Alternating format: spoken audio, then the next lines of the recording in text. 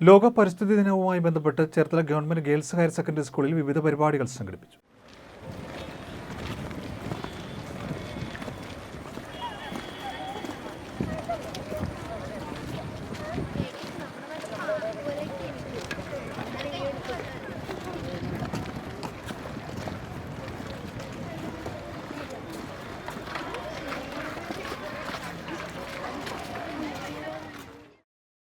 ലോക പരിസ്ഥിതി ദിനാചരണത്തിന്റെ ഭാഗമായി Cherthala government girls higher secondary സ്കൂളിൽ കുട്ടികളുടെ റാലി, വൃക്ഷത്തൈ നടീൽ എന്നിവ നടന്നു.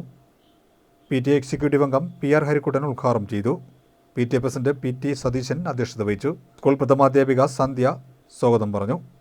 SPC, NCC, JRC, guide, seed യൂണിറ്റുകളിലെ കുട്ടികളും അധ്യാപകരും റാലിയിൽ പങ്കെടുത്തു.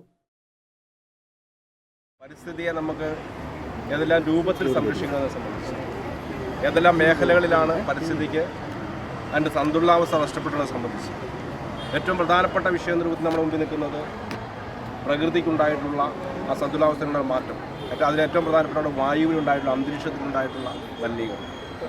അതുപോലെ നമ്മുടെ ഭൂമിയുമായി ബന്ധപ്പെട്ടുകൊണ്ടുള്ള മലിനീകരണത്തെ സംബന്ധിച്ച് ഞാൻ പഠിക്കുമ്പോഴാണ് ഈ അടുത്ത കാലത്തുണ്ടായിട്ടുള്ള മുഴുവൻ ദുരന്തങ്ങളും. ഏറ്റവും അവസാനമുള്ള ദുരന്തം എന്ന് നമ്മുടെ മുമ്പിൽ നിൽക്കുന്നത് വയനാട്ടിലുണ്ടായിട്ടുള്ള ദുരന്തമാണ്.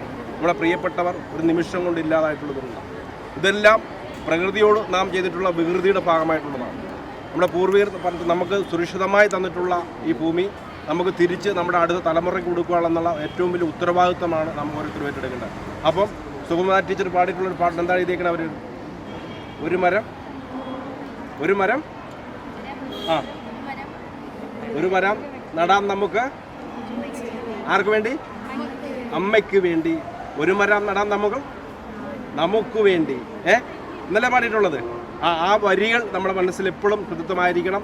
ആ നാളേക്ക് വേണ്ടി, അടുത്ത തലമുറയ്ക്ക് വേണ്ടി, നമുക്ക് എല്ലാവർക്കും വേണ്ടിയിട്ട് നമുക്ക് എന്ത് ചെയ്യാം? ഒരു മരം.